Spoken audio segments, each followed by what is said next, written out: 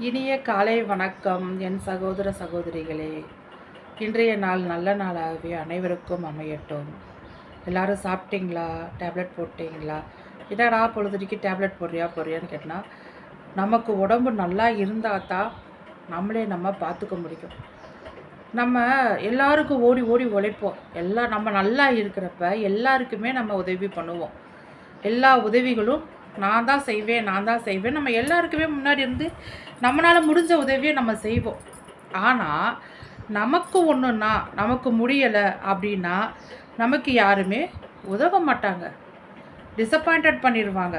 நமக்கு எந்த ஒரு ஹெல்ப்புமே கிடைக்காது. இதே நம்ம அந்த இடத்துல இருந்தோம்னா ஐயோ பாவம்னு சொல்லிட்டு நம்ம போய் அந்த உதவிகளை அவங்களுக்கு தயங்காமல் செய்வோம். அதுதான் பழக்கம் நம்மளுக்கு.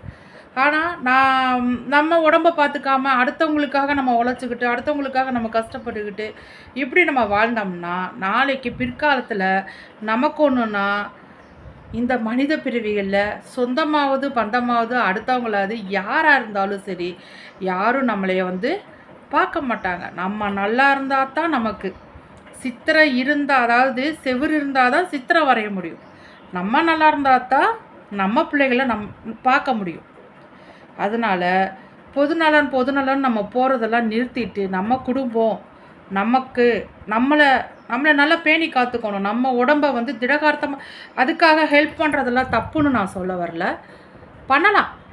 நம்ம உடல் தூக்கம் முழிச்சு அவங்களுக்கு உதவி பண்ணி அப்படி இருக்கிறதுக்கு தனக்கு மிஞ்சி தான் தானமும் தர்மமும் சொல்லுவாங்க. அதை தான் நான் சொல்ல வரேன்.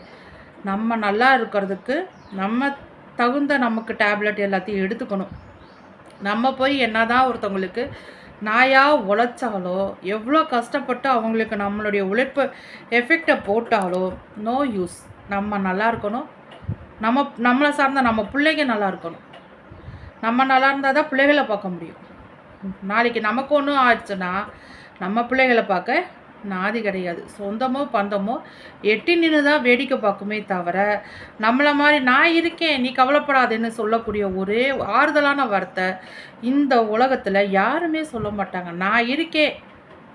ஏன்னா சினிமா பட டைலாக் சொல்கிறேன்னு கேட்குறீங்களா? இல்லை, இது ரியாலிட்டி தான் நான் சொல்கிறேன். நான் இருக்கேன். நம்ம நல்லா இருக்கிறப்ப கும்மி அடிக்கிற உறவுகள் நமக்கு தேவையில்லை. நம்ம நல்லா இல்லாதப்ப நான் இருக்கேன்னு சொல்லி நமக்கு நம்பிக்கை கொடுக்குறாங்க பார்த்தீங்களா? அந்த மாதிரி உறவுகள் கிடைச்சா விட்டுறாதீங்க யாராக இருந்தாலும். அப்படி ஒரு உறவுகள் கிடைச்சா இருக்கமாக தக்க வச்சுக்கோங்க. ஏன்னா கஷ்டப்படுற காலத்தில் உதவுறது தான் உதவி, அன்பு, பாசம் எல்லாமே உண்மை. அதை விட்டுட்டு நல்லா இருக்கிறப்ப நம்ம அப்படி போகலாம் இப்படி போகலாம் நம்ம ஜாலியாக இருக்கலாம் என்ஜாய் பண்ணலாம், அதாவது கோயிலுக்கு போகலாம் அந்த ஒரு தாட்டில் சொல்கிறேன். வேலை அந்த போய் அதை வாங்கலாம் வா கடைக்கு போகலாம் அப்படின்னு கூப்பிடுவாங்க. நம்மளும் அப்படியே ஓடா தேய்வோம். உழைச்சி நம்ம எஃபெக்டை போடுவோம். நம்ம ஆடி அடங்கி உக்காந்த காலத்தில் எப்போ வாப்பா என்னை அந்த கடைக்கு கூப்பிட்டு போப்பா வாங்கப்பா அப்படின்னு கூப்பிட்டோன்னு வச்சுக்கோங்களேன், ஒரு நாய் கூட எட்டி பார்க்காது. ஐயா போய் எனக்கு வேலை இருக்குது போ அப்படின்ட்டு நம்மளே உதாசீனப்படுத்துவாங்க. அதனால் நான் என்னுடைய அனுபவத்தை தான் நான் உங்களுக்கு ஷேர் பண்ணுறேன். நம்ம நல்லா இருந்தால் மட்டும்தான் நமக்கு ஒன்று ஆயிட்டா நம்மளைய பார்க்குறதுக்கு இந்த உலகத்தில் யாருமே கிடையாது. ஒன்று தாய் தகப்ப இருக்கணும், இல்லைன்னா நமக்கு உதவிக்கு நான் இருக்கேன்னு சொல்கிறதுக்கு இந்த சமுதாயத்தில் ஆள் கிடையாது. அதனால தான் நான் தினமும் உங்களுக்கு மாத்திரை சாப்பிட்டீங்களா, டைமுக்கு சாப்பிட்டீங்களான்ட்டு நேற்றும் கேட்டேன், இன்றைக்கும் கேட்குறேன், டெய்லியும் கேட்பேன். ஏன்னா என்ன மாதிரி யாரோ நல்லா இருக்கிறப்ப எல்லாத்துக்கும் உதவி பண்ணிவிட்டு இன்றைக்கி நமக்கு சூழ்நிலை சரியில்லாதப்ப ஒதுங்கிடக்கூடாது. அதனால தான் நான் சொல்கிறேன், அவங்கவுங்க உடம்ப அவங்கவுங்க கரெக்டாக பார்த்துக்கோங்க. ஹெல்த் இஷ்யூ வராமல் பார்த்துக்கோங்க. நமக்கு முடியலனா இந்த சமுதாயத்தில் நம்மளே பார்க்க மாட்டாங்க, உதறி தள்ளிட்டு போயிடுவாங்க. அதுதான் உலகம், அதுதான் உலக ரீதியும் கூட. அதனால் நான் என்ன சொல்ல வரேன்னா, நம்ம உடம்ப ஆரோக்கியமாக ஹெல்த்தியாக வச்சுக்கணும். கொஞ்சம் நமக்கு முடியலை அப்படின்னா நாம் அதை கரெக்ட் பண்ணி நல்லா இருக்கணும்.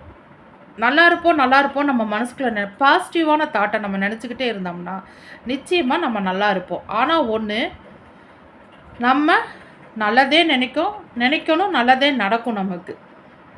அதுதான் இந்த மனித வாழ்க்கையும் கூட. ஆனால் நம்ம நல்லா இருந்தால் தான் நம்மளே சார்ந்தா நம்ம பிள்ளைங்க நல்லாயிருக்கும்.